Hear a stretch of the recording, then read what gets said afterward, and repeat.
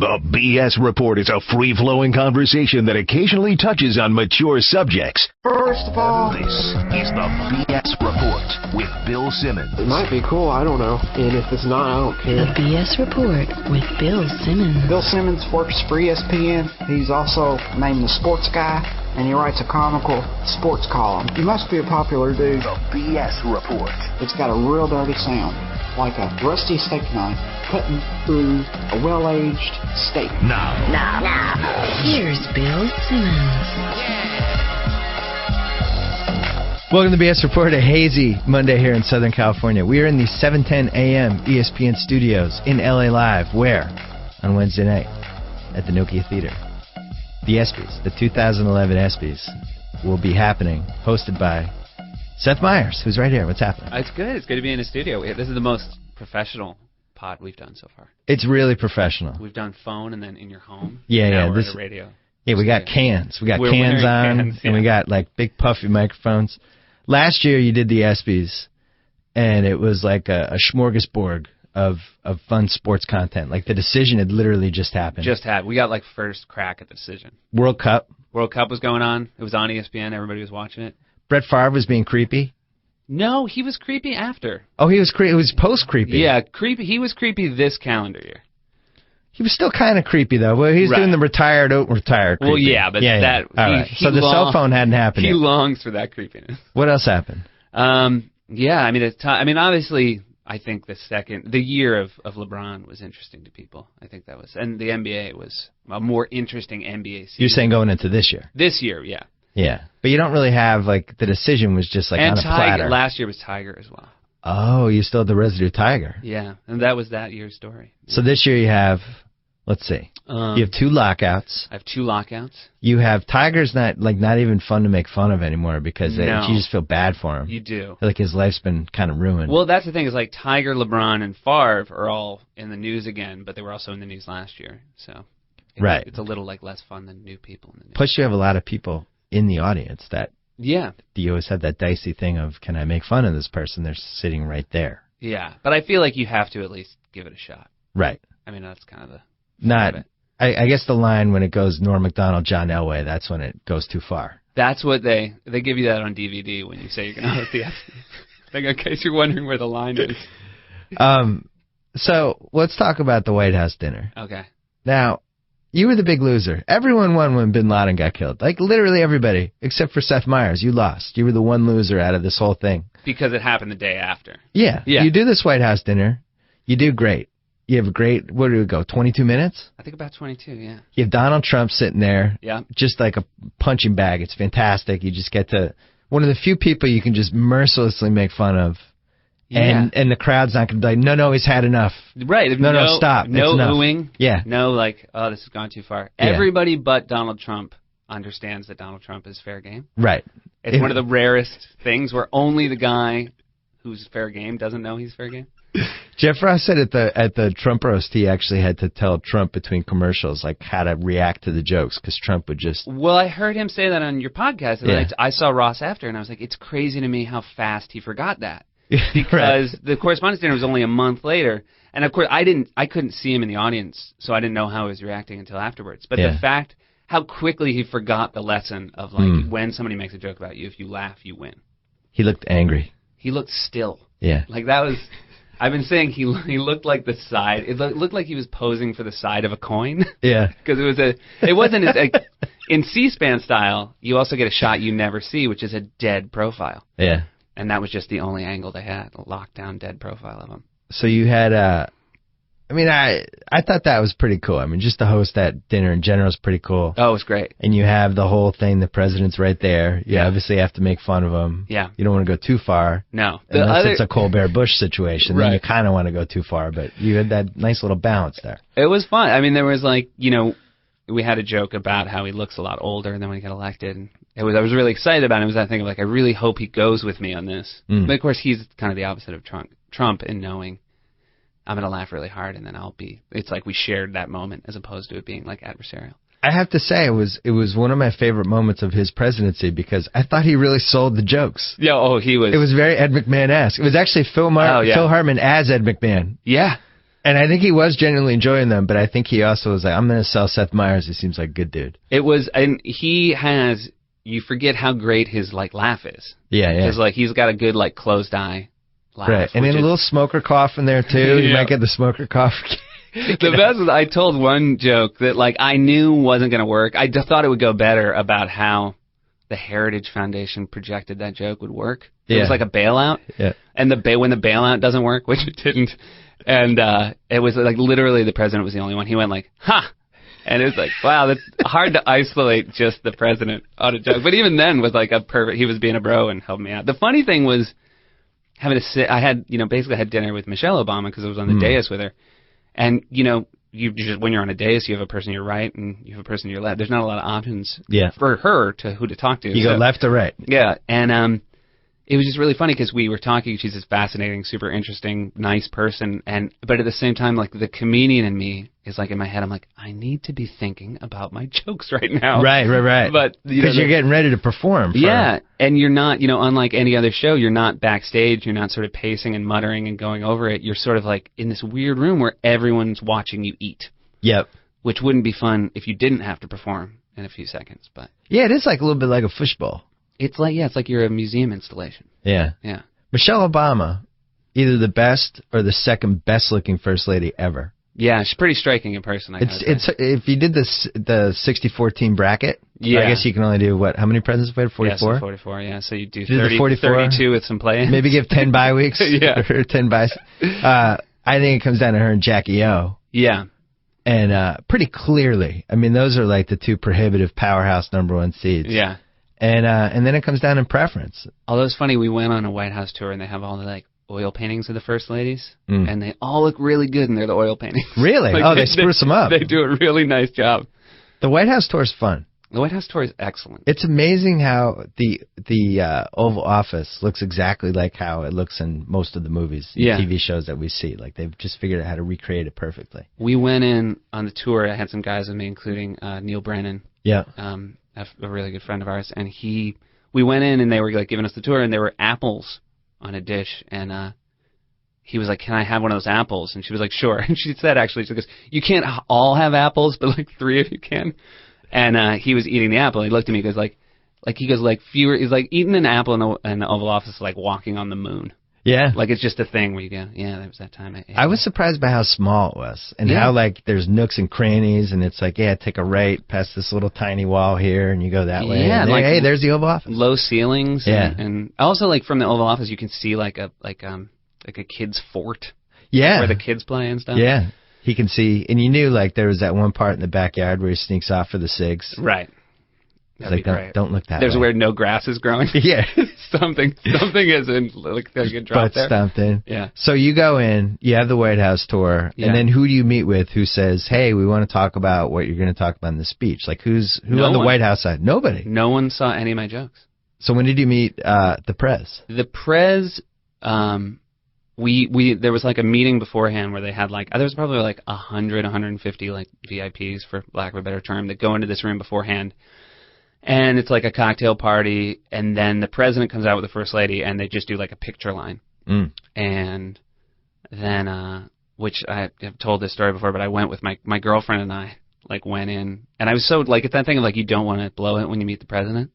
So I was like in my head thinking like, you got to be cool, you got to be cool. But of course, like, if you're saying in your head you got to be cool, you're about to do it on. Like Clooney never says, I got to be cool here. And I walked in, and he reached out his hand to shake my girlfriend's hand, and I like shot my hand and like knocked my girlfriend's hand away. Wow. Like hard. Like you broke it up like a pass. I broke it up like a pass, and then there was this awkward moment, like three-handed moment of like cars at an intersection, and he kind of was like, that was gonna shake her hand first. How tall? How tall is the Prez? Tall. He's like, I mean, he's definitely tall. He's like 6'3", I would say. 6'3"? 6'2", 6'3". The other moment I really liked was when I went to rehearse. Yeah. The podium is sized for the president, like exactly for the president. Like, it's not. Oh. So I went up and I was like, oh, this podium's too tall for me. Like, I had like awkward, like my hands were like up a little bit higher than I want them to. Yeah. And I was like, this is like, I had to like lean up. Everything was wrong. I just felt like as a performer, like I've been on a lot of podiums and this one wasn't feeling it. And they're like, well, you can pull out, there's a thing underneath the podium you can pull out, it'll give you 3 inches, like a step almost. So I was like, yeah, I want that pulled out. And so the president did his thing, and then when he went back to the seat, they like pulled out the thing, and I could see him looking at it like, well, now hold on, because he's got a full 3 inches on me, but like he that was his advantage. He had the advantage, and it's not like you're short either. No, I don't think it. Yeah. Yeah. So she's tall too. I think she almost. I mean, she was probably in heels that night, but she's. Really I think she's really striking. Yeah, she's super striking, and she's really great arms. Funny. Great arms on the first lady. Yeah. Yeah. And you're right. She shows them off. Yeah, she shows them off. Always has the guns going. Pretty much 24/7, which I kind of like the situation on the Jersey Shore. Like Absolutely. Same kind of mentality. Right. So you do this thing. Yeah. First of all, do you feel like feels like a bigger night now? Ever since the imposters broke in. Yeah.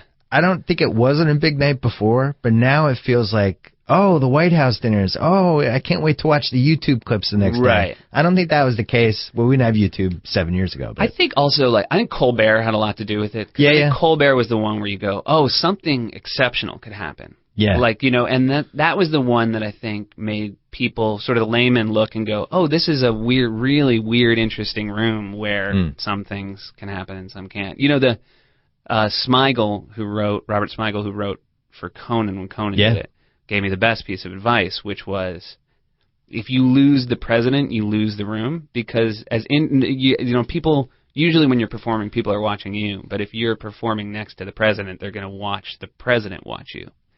Because it's just too interesting to not see what the president thinks of your jokes. And you can almost tell it's like a tennis match. They watch you, and then they instantly all the heads kind of turn to watch how he's reacting. And it's funny because the two best presidents for being the Ed McMahon were Obama and Clinton, which is how you would think it would be. Exactly. Clinton was great. Clinton was great. He loves it. Nobody fake laughs better than him. No, he's literally great. Nobody. He had he had one bad one as well. Imus. Imus is Imus hosted the. I think Imus might have maybe even done it more than once, but I want to say Imus 95 really crossed the line. That's a good YouTube one as well. I did my research and I kind of looked and watched. I mean, again, I think Imus should have known they weren't going to land. But right. Imus 95 sounds like it could go in a variety of directions. It could be an album. It could be. It could be a lot of things. Yeah. I'm always amazed by how much is on YouTube now. Oh, it was amazing how the crazy thing is how angry you are when something's not. I told you this. I was very upset that the SNL music is not on YouTube. And I am also upset. And your reason doesn't totally make sense to me because you can't clear the music. But other shows have had music that ends up on these shows, like Conan ends up, Letterman. Why do they get to clear it? Yeah, I don't know. I think. But I know that's why sketches on Hulu, there are sketches that aren't online because we did this. I've been trying to find a link to this Donald Trump House of Wings we did in 03 when he hosted. Not on because it's Pointer Sisters Jump. It's like a parody of that. So I think you can't clear the music. And you told me the one when you did the sketch with the four guys who sing the jukebox song. And each comment's really inappropriate. Mm-hmm. You can't run those online at all. No, I think once you put it online, it costs a lot of money. Wow. That's what I'm hearing. I don't know why we wouldn't otherwise. I mean, why would we put up everything but that? Hold on. Let's go back to the White House dinner. Okay. So you finish. Yeah. I mean, you're not going to say this. I'll say it for you. I mean, I felt like you killed the thing. It was good. It went really well. You had the crowd, whatever. I say that without buttering you up and kissing your ass. It went well. If it felt good, I got a really nice call from Al Franken, Senator Al Franken. Now on the elevator up to my room afterwards, and he was that was kind of the first time I felt like, oh, it had gone well because he was really nice about it. He'd done it a couple times. We're gonna get to the aftermath, but so then the dinner happens. So then what happens after the parties? There's parties. Just people shaking their hands, saying, "Great job, man! Great job" for 4 hours. It was the best. Yeah. That was the part. Because the actual performance still kind of is like a haze. Yeah. But the party was at this awesome party, this Vanity Fair party at the French embassy. And this is how I knew I was in a really good mood. I was walking up the steps, and Sarah Palin was standing there.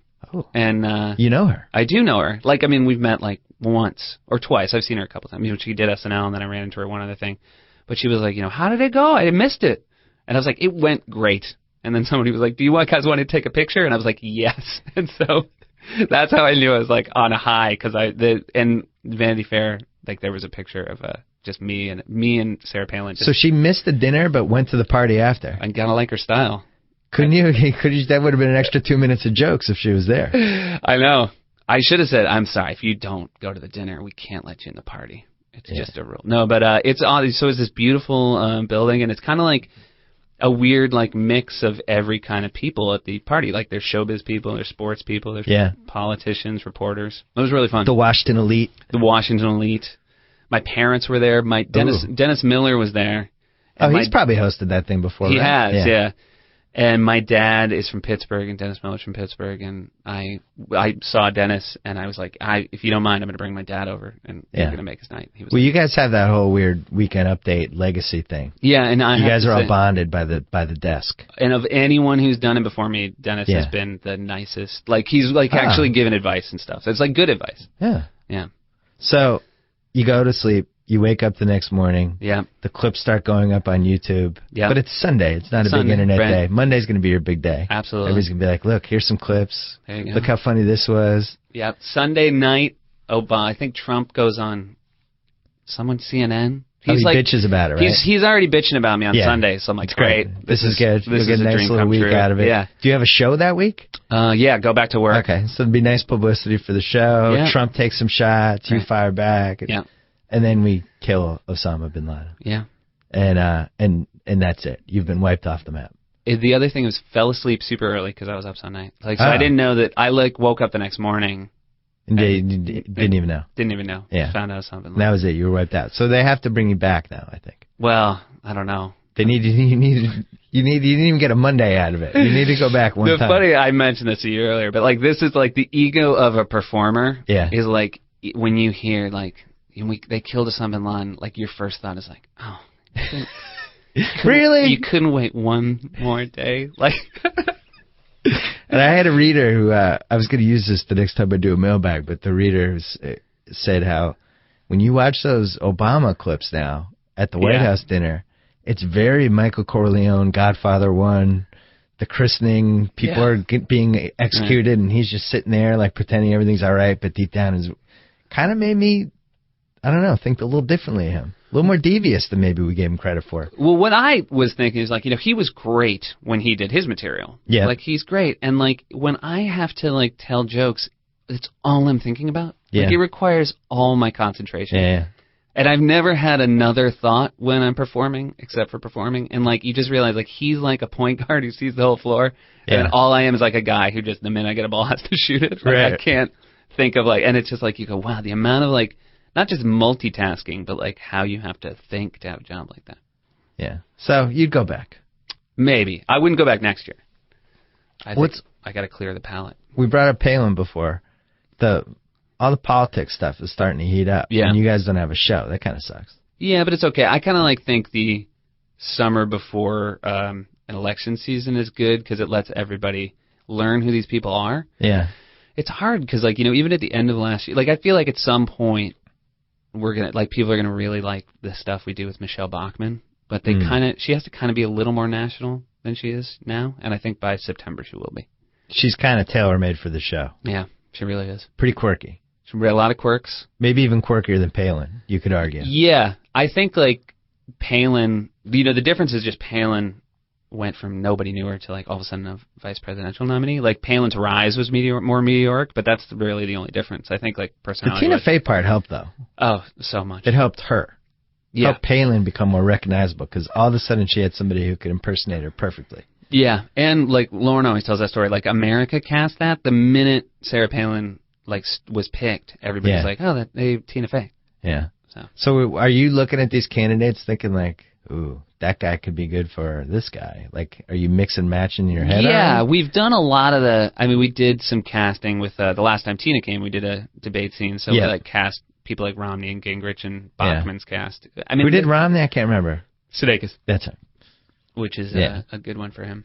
Yeah, because he's good when you have those ones where the guy's kind of bland, but you can take a couple things and twist them around. Like, Biden's the same way. Plus, like, Sudeikis is, like, has so much charisma as a performer. Like, if he layers that over any impression, like, he's not, like, he's not, like, sort of an eerie impressionist like a hater is. Yeah. But he kind of, like, just is so naturally charming that if you're writing somebody who's maybe a little dry, you're so happy that Sudeikis is playing him. Because he kind of goes out and gets it. Now, the one thing that happened, I guess, since your show ended for the season was Kristen Wiig became a movie star. Yeah. Really exciting for us. Did you expect that? I heard the movie was really super funny, so I wasn't surprised at how funny the movie was. I thought it was great to see Kristen be really funny as Kristen. Has that happened for you since you've been on the show, where a cast member all of a sudden became a movie star? I don't... Because Will Ferrell, I don't know if it necessarily happened. Like, he did Old School, but right. It was like his last year, but he was already a star, I felt like. Yeah, he was kind of a star. I agree with that. No, I think this is probably, for what a hit that movie is, this is the first time. I also can guarantee this without having gone back to the show, and I'm even using this expression seems gross, but I really don't think it'll change Wig's approach to the show at all. Like, I'm the most confident that it won't. It'll change how many years she wants to do it. Well, she was probably already near that time anyway. I mean, she's been there for a long time. She's going to be a 1 year and out college basketball player. The John Wall. 5 years and done. She's given her years to the show. Like, I don't think... What is it, 5? No, it's more than 5. I think it's 6. I think this will be her 7. Oh. It's 6 years, right? 7. 7-year contract. 7-year lockdown. Wow. Yeah. At least until there's a lockout. Yeah, exactly. And the performers fight back. They demand it goes down to 4 years, but we'll give you more of our Saturday Night Live related revenue. Absolutely. You get the rights to your characters. Yeah. The T-shirts. Do you see any parallels to the NBA strike and the writer's strike? I was talking about this with somebody, and I think it's interesting. And here's where I see the parallels. And I wish I'd put this in my column on Friday. I don't think the NBA players realize how good they have it. Right. Like, they're getting 57% of the revenue right now, which is really crazy when you think about it. It should be 50-50 minimum. Mm-hmm.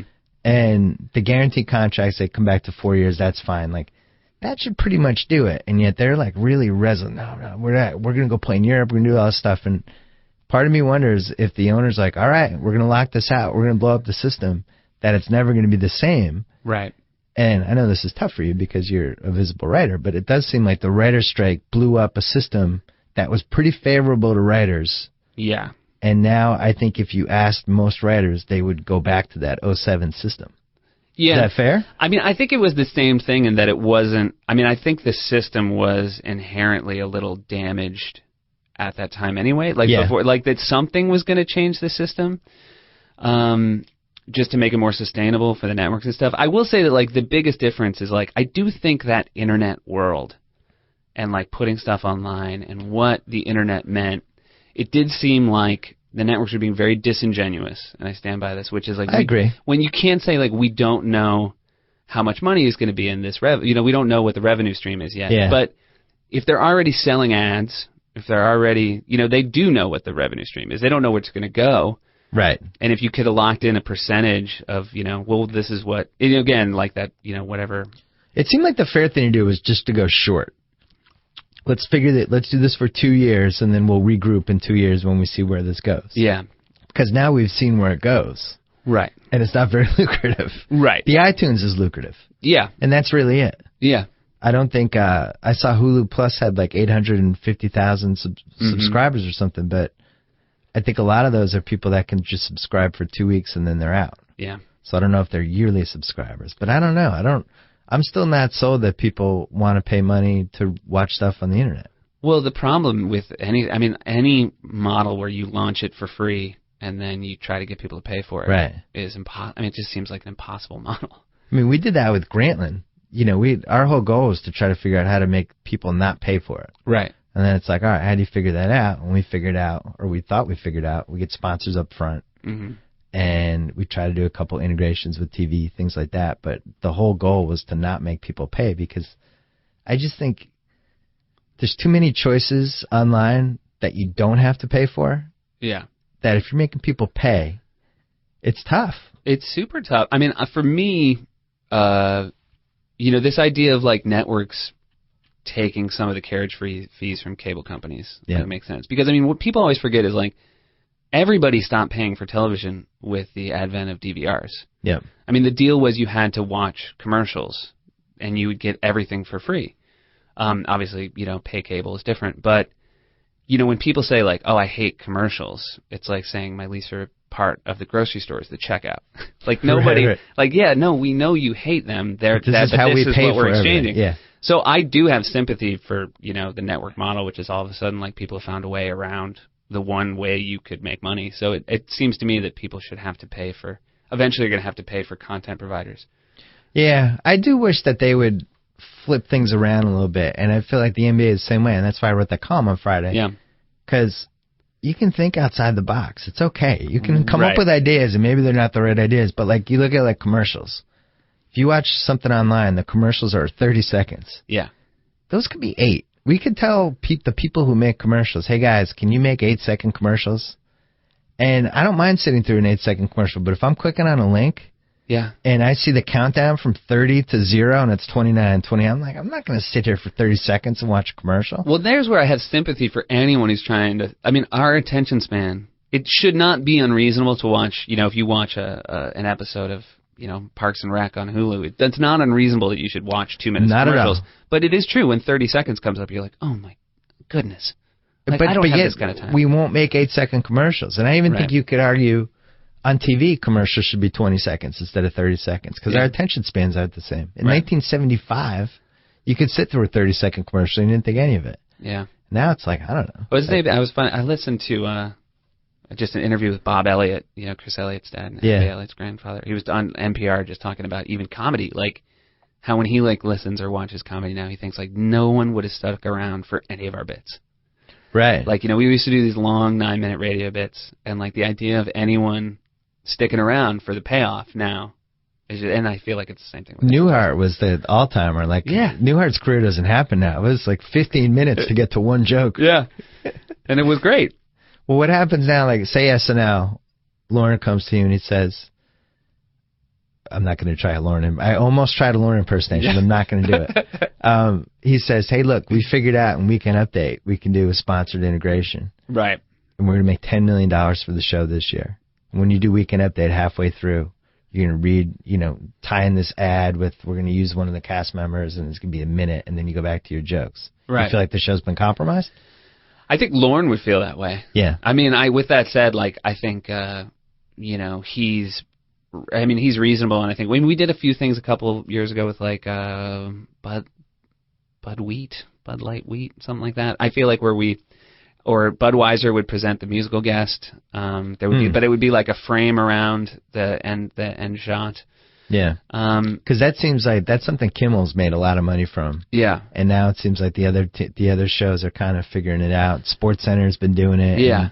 The advertisers when we went on, like all our sponsors stuff, they want to be involved beyond just here's a check. Right. And here's your banner that you're going to put here. They actually want to be integrated. Well, it's and I think Fallon does it really well as well. I mean, obviously, I feel like if SNL was launching now, you would have it. Be a different show. Yeah. Well, you would just have integration. You would do it.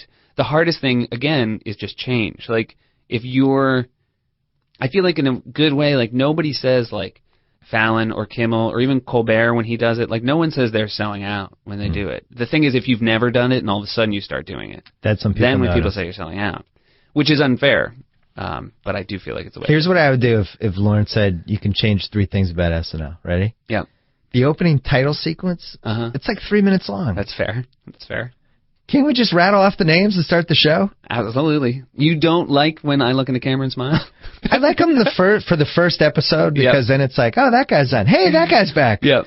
By episode 10, it's like, all right, I know who's on the show. Let's go. I want to see the host. Fair. I would get rid of the second musical performance. Yeah. That could be a sketch. You could have that band play after the show and then just run it online. Right. Then we have that 4 minutes for one more sketch. Okay. I've just saved you 6 minutes.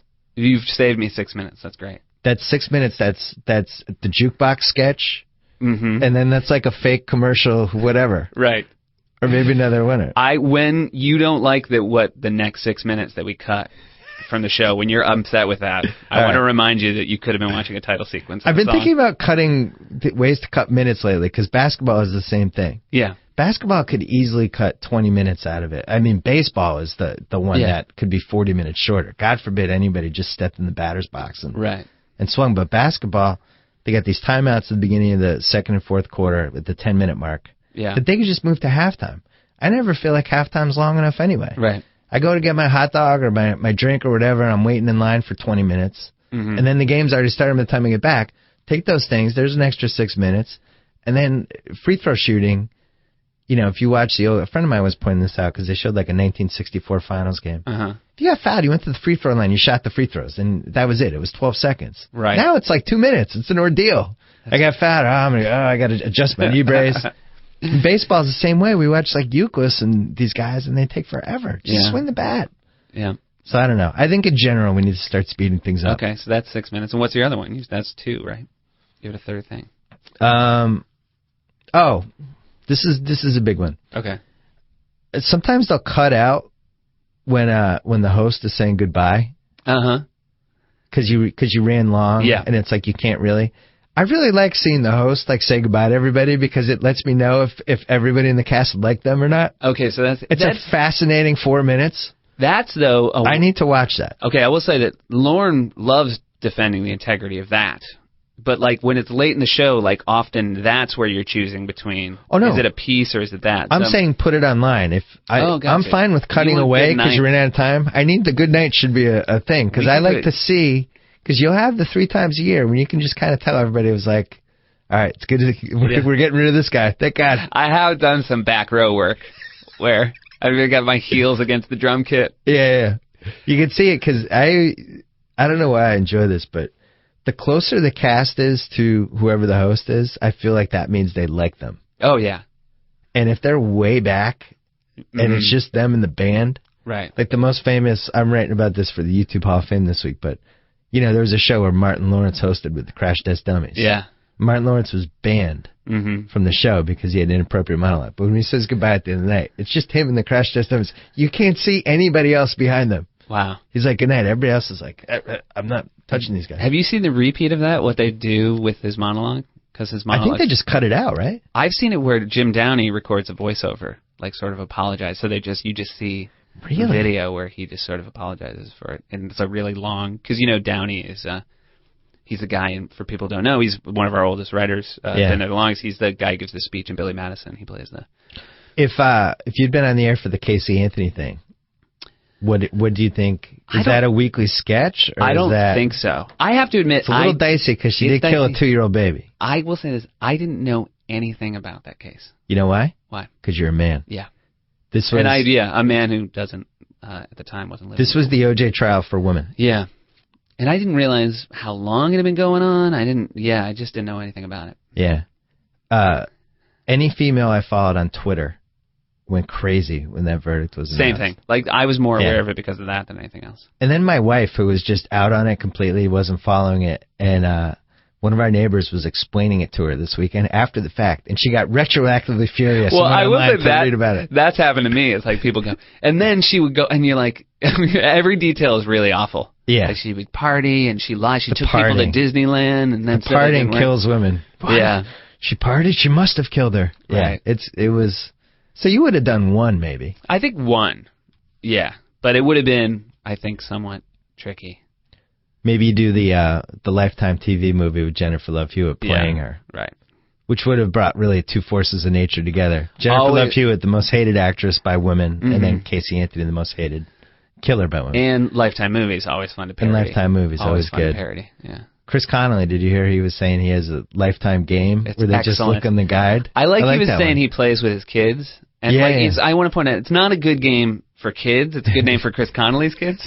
Like, it's a good game for kids with, like, the pop culture vocabulary that I'm sure Chris... I don't want people at home being like, hey, kids, we're going to play a game. Yeah, it can be tough. Yeah. It can be tough to pull off. Tell me about your feelings about Mr. Derek Jeter passing 3,000. I have, and again, the danger of having guys you are kind of consider villains host the show. Like, when Derek Jeter hosted the show in 2001, could have been a nicer guy. This. I know, I'm just telling you. It's hard when you meet people. But it's great. I think I have a lot of respect for Derek Jeter, and it's kind of, I feel like for me, it's the first guy to hit 3,000 hits where I feel like I remember each one of them. Yeah, Like, you go, oh, yeah, that guy definitely has 3,000 hits. Yeah. Because I feel like he got 500 of them against the Reds. 500 of them, I went, no, after him. I like Jeter. He's a great guy. It's kind of sacrilegious for the Red Sox fans to say that, but if out of all the people that I think we rooted against in any Boston any Boston team, I always thought he was the most dignified. Absolutely. And he's always like, I like the way he does press conferences. He handled this really well. And, I'm happy for him. because like I made this point to somebody this week, and they were like, "Oh, Rivera's like that," and I'm like, "Nah, I could pretty easily root against Rivera for horrible things to happen to him." The thing with Rivera, what won me over for Rivera is when after the Red Sox, won that first World Series, I went to the opening day where they got their rings, and they were introducing all the Yankees first, and everyone was getting booed, and when Rivera came out, everybody applauded. They gave him a standing ovation because he'd blown that save. And that was fantastic. And he laughed really hard. It was good. And the fact that he laughed always won me over. That he got the Boston sense of humor about that. That's sarcastic. You're one of us. Yeah, it's like the guy with the 14-inch penis laughing because somebody made a joke about how he wasn't hung. It's like, yeah, that's great. I'm gonna kill you guys this season. But there's the funny thing, like guys like Rivera, because of the role he plays, you have no idea if he has a sense of humor. Yeah. Because you only see him, Usually super duper religious and sense of humor are kind of two mutually exclusive things. Yeah. For the most part. That's true. The Jeter thing, though, is pretty interesting because I don't want to say New York turned on him, but there was a lot of discussion about his mortality. Sure.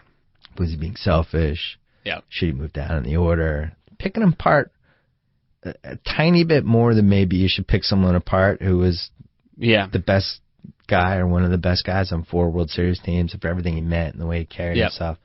I was surprised. I was surprised by New York with that. I would have thought he just had a lifetime pass. Yeah. I guess, whoever has, though. Maybe nobody. Yeah. I mean, I think it's I think we because what will happen is whenever his career does end, that'll all be forgotten.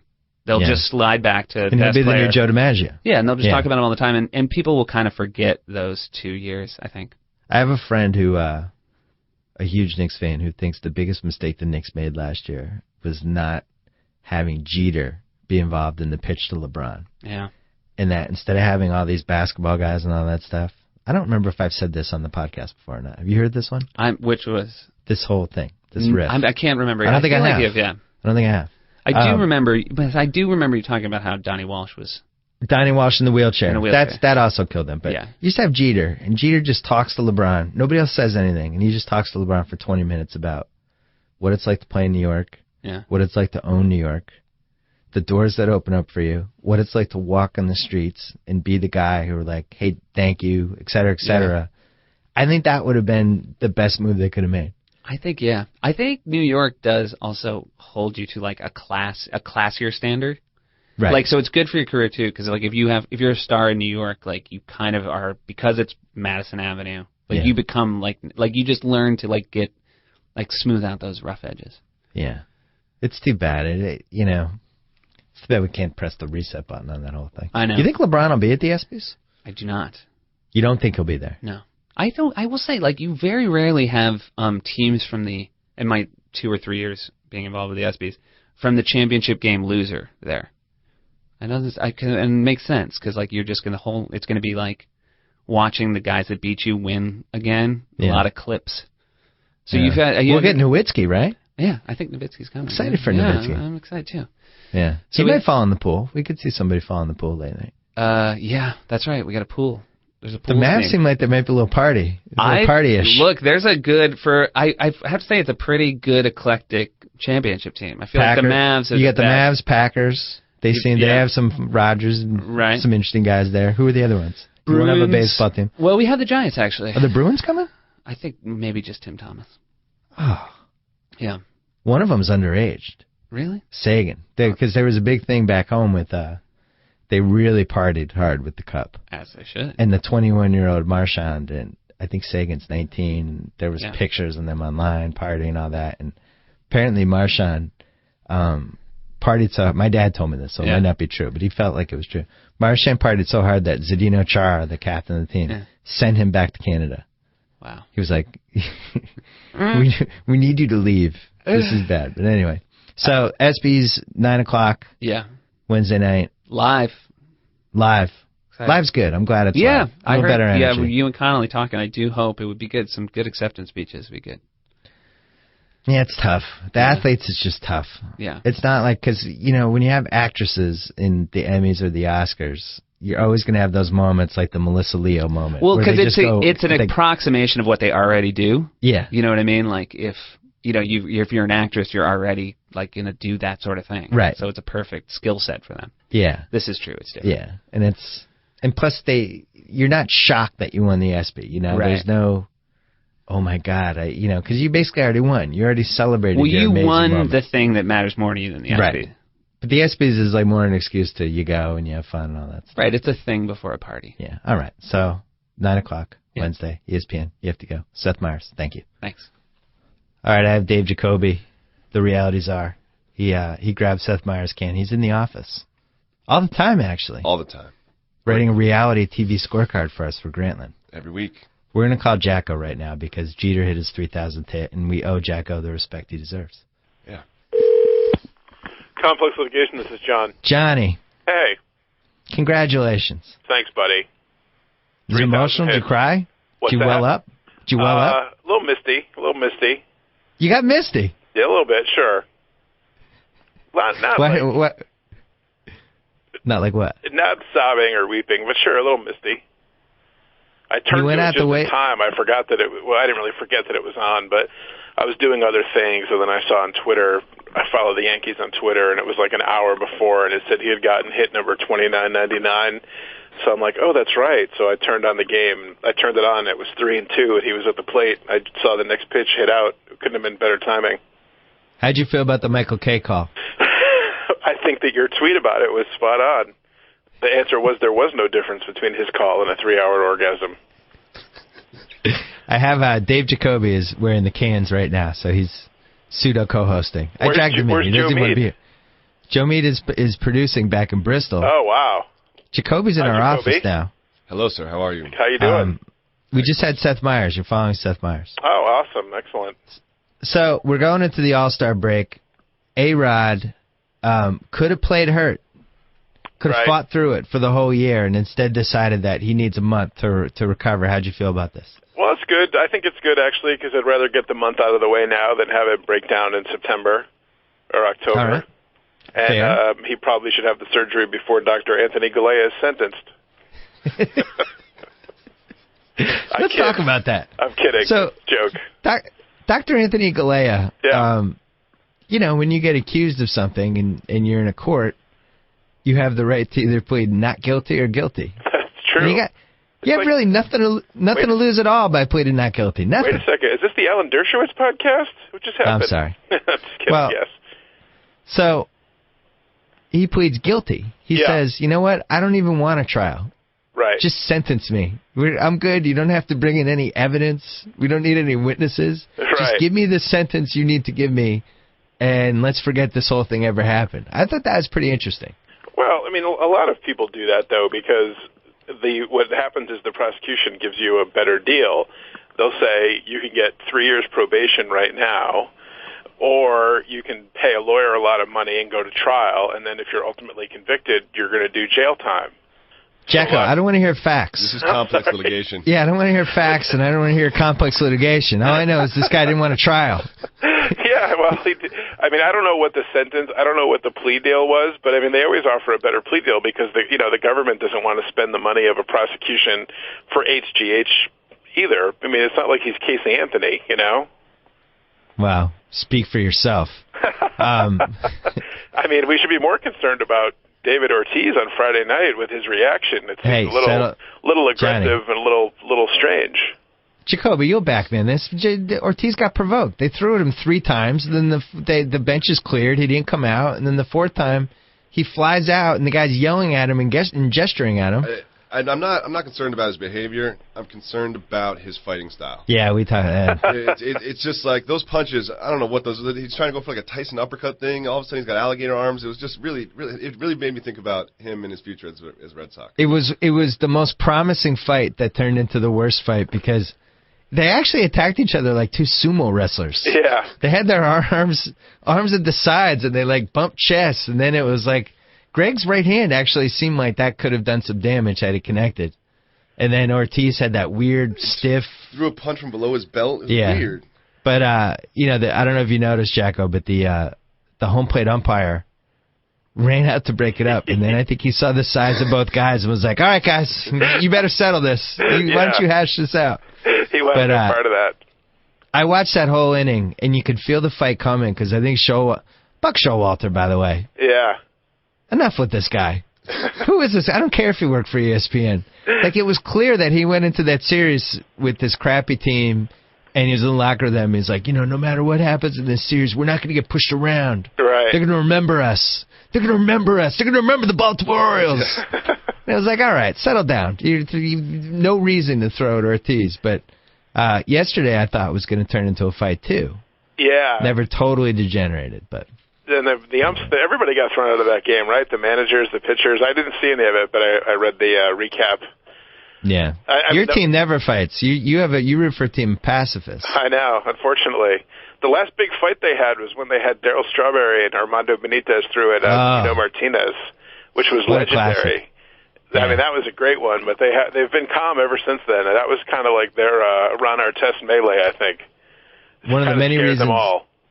One of the many reasons why Major League Baseball's YouTube and internet policy is so frustrating is there's enough bench clearing brawls now where that could be an entire week of content. For sure. There was a good one. It wasn't really a brawl, but there's some pitcher for the Blue Jays who's an enormous guy. He's like 6'7", like 260. Some relief pitcher, and he was getting squeezed by the ump, and he got thrown out of the game. And it took John Farrell and like 3 guys trying to hold him back. They ripped his jersey off. That really could have been ugly. That was my favorite is still was AAA, but my favorite is still Izzy Alcantara. He got thrown out and he drop kicked the catcher right in the chest, and then he ran out. It was so crazy. Nobody even kind of came at him. They were like, "Whoa, crazy guy! Whoa!" There should be a 30-second no holding back rule. What do you mean? They should get 30 seconds without holding back. You do whatever you want.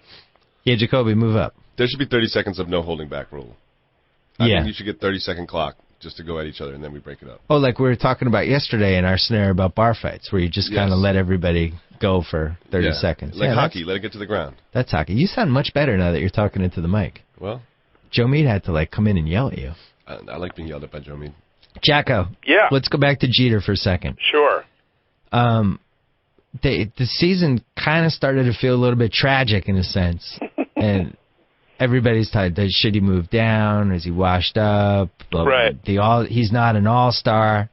It was just people crapping on Derek Jeter for 3 straight months, and we love Derek Jeter. How did you feel about that? Well, I mean, it was total vindication for him. I mean, as he said, you couldn't write it was interesting to me in that, one, you couldn't write a script like that, but he also got such a pass. Like, I actually stayed up because I watched the game, and then my wife and I were doing things, and we went to a party. I didn't get home till later, and I stayed up till like 11:30 watching the recap on the Yes Network and watched his post-game press conference because it was described on the internet as candid, and he admitted all these things about how he felt the pressure, how he was swinging at everything, how he wanted to do it at home, and how he didn't want it to be like an infield hit that he had to beat out. And he had said, well, if I'd hit a little bleeder, I wasn't even going to run it out. I mean, talk about a free pass for Jeter, all about individual accomplishments. And I got killed from some Yankee fans on Twitter because I made jokes about I just thought it was a little unseemly, all this DJ 3K stuff, where they were I didn't like it either. Openly branding things. And the thing that it struck me as most reminiscent of was the Ted Williams, where his son put the hitter.net hat on him at the 99 All-Star game instead of a Red Sox hat. Right. It was just like you're trying to, and I'm not against capitalism by any stretch or making as much money as you can, but to slap this DJ 3K thing all over it and have special shoes for the occasion, I just thought was a little seedy, I mean, and people criticized me for that, but. You left out he had an HBO documentary crew. That too, right, which I forgot. Yeah. I mean, you should have a little bit of let's just, it's a team game. I'm going to have this individual accomplishment, but do we have to slap a Nike logo on everything with it and just see if we can make money on it through, Steiner Sports and the Yankees and everybody else? I thought it was a little ridiculous. And then he goes out and goes 5 for 5 and wins the game with an RBI and hits a home run for his 3,000th hit. So it was really all the tweets and that I got throughout the year saying, it's going to be a little bloop single or an opposite fielder that dribbles through that bounces 47 times through the infield. I mean, he answered all those critics with authority with a home run. You couldn't do it any better. You know what all the capitalism smacks of? Minka Kelly. I think the old lady. Old lady was at dinner with him coming up with That's something like he never did that stuff before. No. And if somebody fundamentally changes, you got to look within and you got to blame the old lady. Do you think the wife, she wants the bigger ring, a little more clarity on the diamond or something? Jacoby, what do you think of that theory? You think they're at dinner and she's like, Derek, why don't you brand this? And he's like, yeah, that's a great idea. Let's have sex. I think he's looking in the long term. Yeah, I think that she's like, all right, he'll probably stop playing in about 4 years. Like, we need to get some marketing. We need to get some brands. We need to extend his brand. Well, she's in Charlie's Angels now. Oh, yeah, is that she won't really? be on for long. You know, I think that one might make it. Wrong. I like the 3 Hot Female Detectives as a show that I think could make it. It won't. It won't make it. No You're chance. out. No chance. No chance. Absolutely zero chance. Wow. JackO, did you watch make that show with Pamela Anderson in the 90s? Oh, it was Barbed? yeah, something like that. Yeah, I guess we didn't watch that show either. That had Pamela Anderson in it, though. JackO, who were the other 2 angels with Minka Kelly? This is the first I've heard of this. 2 no names. She's the star? She's the name. Yeah. Nice. I think they finally went minority, which they refused to do during the last run. They did. They replaced Farrah with Cheryl Ladd, and then Kate Jackson left. They replaced her with Tiffany Hack. And then Tanya Roberts. No black. God forbid they ever had a black Charlie's Angels. There's been 9 Charlie's Angels, and Derek Jeter has probably slept with a third of them. At least 4 or 5. His percentage with Charlie's Angels and his batting percentage are right on par. Does it? That's JackO, the other you DJ start. 3K milestone we just hit. Are you feeling like ultimately it doesn't matter who wins the AL East because we're both making the playoffs? There's no question. Yeah. They're both. I mean, they're so far and away above and beyond everybody else in the American League. I don't even think the wild card is going to be an issue. So it's just, and essentially, it's going to come down to the ALCS that'll probably lead to the death of one of us, you or I, because it'll go 7 games and every game will be 5 hours long, and it's going to be brutal. I'm not sure I'll be watching it. I'm very attached to this Red Sox team. It's my favorite one since the 2007 team. Well, they have a lot of personality for the first time in a couple of years. I love Gonzalez. Every time he's up, I'm fired up. I stop whatever I'm doing. Sun could be hanging out a window. I don't care. Let's get the Gonzalez at bat done, and then I'll come save you. Like I love watching that guy hit. By the way, the second coming of Babe Ruth, Anthony Rizzo, is hitting about a crisp 171, I believe, in his major league career. Oh yeah. Maybe they brought him up a little soon. I do 2 things every morning. I get up and I do 3 things. I look at the Yankees box score, the Red Sox box score, and then I look for the Padres to see what Anthony Rizzo did. I look at Anthony Rizzo's stats more than his parents do. Yeah, I guess maybe we did win this trade going forward a little bit, but how about these people that are withdrawn from the All-Star game and all the writers, like Buster Olney's very upset about all the withdrawals. I saw that.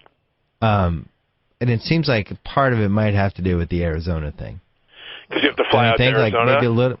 No, because they had that rule that changed, like the law that changed last year. Oh, I didn't even think of that. That's what I feel like. That's why these guys are dropping out, kind of secretly. Maybe I'm reading too much into it. Way too much into it. Too much into it? Way too much. Because not everybody who's pulling out is like, a Latino who would be inflamed by that issue, right? No. I just think it kind of set the tone a year ago when everybody was like, yeah, people might not play, and now people feel like they don't have to. I forgot all about that. I think it's the All-Star game, and I don't think these guys care. I mean, there was a time when they cared, like when Pete Rose broke Ray Fosse's leg, and guys were in the American League or the National League for their whole life, but now they switch leagues, they switch teams. They don't have any allegiance to a league. They don't need the money. You know why they don't care? Because they haven't adopted my rule yet. The starters play the last 5 innings. At the beginning? Not bad. Yeah, if you're Derek Jeter, you're like, I'm going to go, I play 3 innings, and then I have no say in the actual outcome of the game. That's not fun. I'm just going to stay here with Minka Kelly and rest my legs. But you flip that around, and it's like, Derek Jeter, you're going to play the 5th, 6th, 7th, 8th, and 9th, and any extra innings. You're in there. You're I still think they don't care. Game. I think it's like the NFL Pro Bowl. Like, it's an honor to be named, and they always name that in your Hall of Fame resume. But you actually don't want to get on a plane when you could have 3 days off. You don't want to get on a plane and go play in this meaningless game. And it's a stupid game because every team gets a representative, even if they don't deserve it. The Houston Astros are the worst team in baseball. They don't deserve to have an all-star representative. Yeah, but you're a Yankee fan, though, and that's you're speaking from a place where you've never had to worry about the Yankees not having an All-Star. I remember there was one Red Sox year when I was a kid, and it was like 83, 84, somewhere in there, and we had like the one All-Star, and it really meant a lot. I think it was Jim Rice. It meant a lot to see Jim Rice. It was like, hey, there's our guy. That's the reason I'm watching this game, because our guy's in the game. I mean, that's what you're missing. Maybe it's because I'm speaking from the standpoint of an adult, because I remember being a kid and you'd be fired up. They'd go through the whole line and you'd see your guys in the Yankees uniform, and you'd be excited about that. But then the game is just brutal. My favorite part is the introductions. That's all I ever watched. Yeah. That's why at the Fenway, I remember when we had the game in '99 and Pedro had struck out the 5 of the 6 in the first 2 innings. Ted Williams before the game, there's such electricity.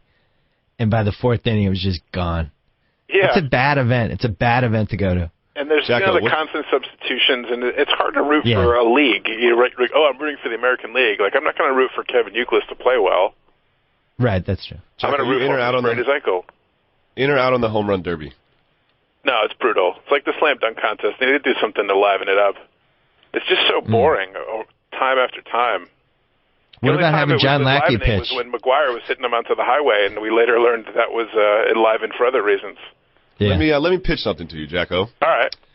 They park an aircraft carrier 300 feet offshore. Okay? All right. I like the sound of this already. They hit it from the aircraft carrier onto the beach. Uh-huh. If you retrieve one of the balls, they have various dollar values. Uh-huh. So there's people in canoes, and then there's full-on riots over these balls. I like it. I think that's one way to spruce it up a little bit. Well, when was the home run derby at Pac Bell? Oh, I don't know. Oh, that was a while ago. I think that was the best one, because that was like the end of the Titanic when they're all fighting for the boats. Yeah. Any home run that went in there, it was just a freak guys hitting each other with oars. That was fun. Any sporting event with an aircraft carrier involved makes it 10 times better. That is a pretty good idea. I mean, the home run derby is, and it's painful to watch because there's not much. I mean, guys just are like, there it goes, it's gone. I mean, you can't really liven it up too much. Oh, they tell you the 2-minute story about the guy pitching. Yeah. Yeah, and then they talk about how they got to do the thing where David Ortiz says something that's not really funny and his teammate laughs, and then they all talk about how funny David Ortiz is. So good. That guy's great. Everybody loves David Ortiz. It was like, but that joke wasn't funny. Yeah, exactly. No, I mean, I don't know. I think it's played out. There's got to be some way to liven it up. I don't know. Aircraft carrier. What about, it's not often that we talk to you when we also have the Czar reality TV here. What reality are you watching this summer? I got to say, I bailed on The Real World a couple of years ago. When I got old enough to be like a father of one of the kids on there, I bailed. So I just am exclusively into Jersey Shore. I was reading Jacoby's Grantland article the other day about the, your reality fantasy league there. Yeah. And the only part I could relate to was the part about House being not funny. But no, I kid, because I love Joe House. I was like reading it. I'm like, boy, I don't know who any of these people are. It was good to hear from CT again, of course. That name rang a bell. But I got to say, I've sort of abandoned the reality thing. Do you need to team up with House again? Because you guys, once upon a time, you were the Blackjacks. That's right. That was their team name because JackO's name is Jack and House thinks he's black, so they call themselves the Blackjacks. Exactly. And it was a great fantasy team, and maybe we need to bring back the Blackjacks for the reality league. I mean, and it sounds like, based on House's whining and legalisms, it sounds like House's team may be in some trouble in that thing, so you could probably use some help. I got to say, it was one of the better ideas we've had, because I watch these shows now, and I was watching Celebrity Rehab last night, and Steven Adler, who's got the guy with the weird jaw from Guns N' Roses. He looked like David Ortiz connected one time with his jaw. He's berating Amy Fisher, and I had both on my team. And I was genuinely excited. I'm like, make her cry, because it was points for making her cry and then points for crying. So it was like, it was the fantasy football hookup. Yeah, you handcuffed him. I handcuffed Steven Adler and Amy Fisher and hadn't realized it till that moment. But it was very enjoyable, and I'm proud to be in the league. What do you think about Doc Gooden? Being on let's talk about on Celebrity Rehab. How's he doing on it? He had a relapse, I take it, from your recap. Is it true there was cocaine in his urine or something? Tested positive on the way in. Yeah, it was awkward. Dr. Drew asked him, when was the last time you used cocaine? And he said, I don't know, a long time ago, something like that. And then Dr. Drew said, you tested positive for cocaine in your system when you got here, which meant it was the last 72 hours. And Doc Gooden, how did he handle it? He goes, oh, okay. Yes. It was like one of those like it was like somehow he didn't know that it was in his system. Oh, okay. Whoops. But yeah, I felt that's it's a major amazing league move right there, though. I support that. If you're going to rehab, you should go on one last bender. That's my philosophy. I think that's what they do. They all come in very good moods. Yeah, JackO, you would love this show. You absolutely have to go on one last bender. There's no question about that. Later in the season, Lenny Dykstra believes that Doc Gooden is being held against his will, and then tries to break him out. You don't want to watch that. Yeah, JackO, you should be watching. I want an email when that show's going to air. I want to see that one. JackO, yesterday they had a the 86 horse. Mets, it's been a rough patch for the 86 Mets. Rough times. Yes. Yeah, they won the battle, but I think the Red Sox won the war. Oh, my God. It's awful. Yesterday they had a horse. They took everybody to go see a horse. The other thing you'd love is that Hobie from Baywatch is on it, a show that we used to watch. Nice. And now looks like Jose Canseco. Like Jose Canseco. We call him Hobie Canseco. Nice. I'm intrigued by this now. They brought all of them over to see this horse, and they had some recovering guy, and he said, when you're on first of all, is this true? He's like, when you're on a horse, it tends to jog things that happened to you when you were a kid. I'm not touching that. And I was like, really? What study has been done that horses jog up terrible things that happen to you? I've never heard this in my life. So Sean Young, who lost the Batman role because she fell off a horse, just sees the horse and starts crying. Oh, my God. And then Sugar from Survivor, same thing. They didn't even get on the horse or anything. No. Just looking at the horse made them cry. Oh, my God. And it was great. It was good TV. And also, Bai Ling ended up on the roof in the episode. She tried to escape by going. Was she going to jump, or?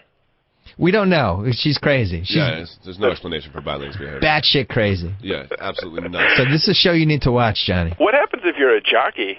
If a horse brings up all these old memories, like you win the Kentucky Derby, and then you want to file a police report about your Boy Scout camp counselor? It's a bittersweet thing. I won the Kentucky Derby, but it just brought back how I never got that Christmas present when I was 5. We need JackO in the league. We're getting the Blackjacks together. JackO, you need to watch more reality TV. You got a kid coming. You've sold me already on this now. I know. I'll be up late nights with the baby. I'll give you something to watch in the background. When is this kid being born? August 8th is the due date. Ooh, that's coming up. Derica O'Connell. Derica, or are you going with Mariana? Well, I guess we got to go Derica now in light of the 3,000th hit. I can totally sell my wife on that now because it's historic. What about DC3K? That's pretty good. That'll be her nickname. Can't do Mariana? That's not bad. Mariana O'Connell covers a lot of ethnic bases there. That's good. Call her the closer? I like that. All right, JackO. All right. Go back to work. We'll talk to you later. All right, take care, guys. See ya. Bye-bye. Bye-bye.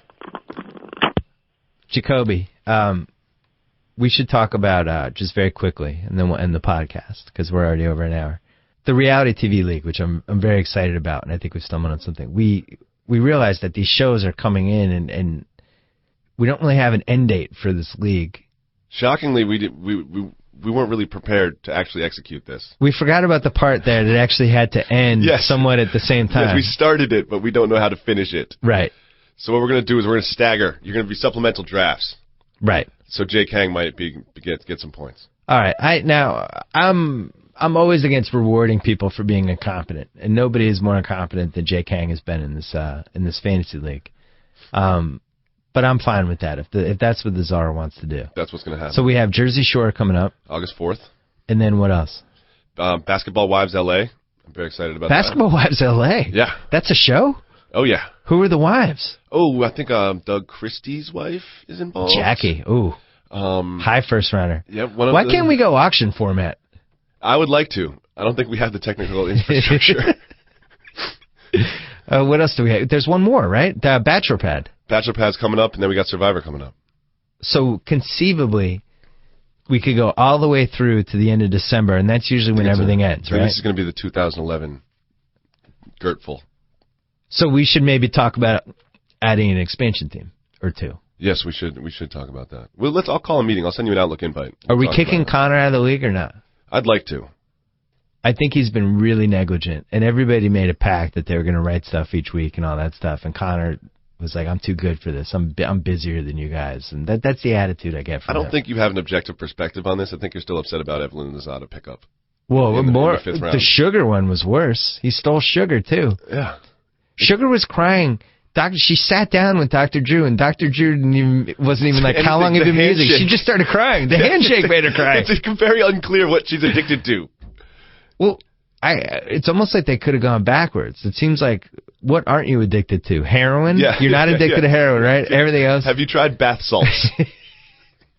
No? Okay. Leave that box open. But yeah, so so we're gonna go through Christmas. It looks like. Yeah, it's not easy to watch 6 hours of this stuff every week.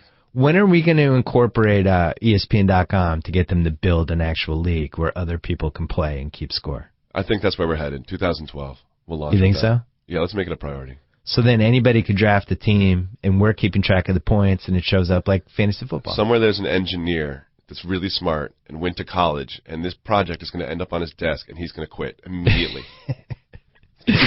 Like, I'm a programmer. Yeah. I do not want to do this. What? No, we'll send you the points. I don't care. It's the principle. This is ridiculous. Who do you think's going to win, looking at the teams? Connor Schell. Yeah. This is why I got mad in the beginning, because Connor clinched it with those two stupid things. You got mad in the beginning because you're a little weird and competitive. But I am weird and competitive. Yeah. Last thing, how you feeling about our basketball team?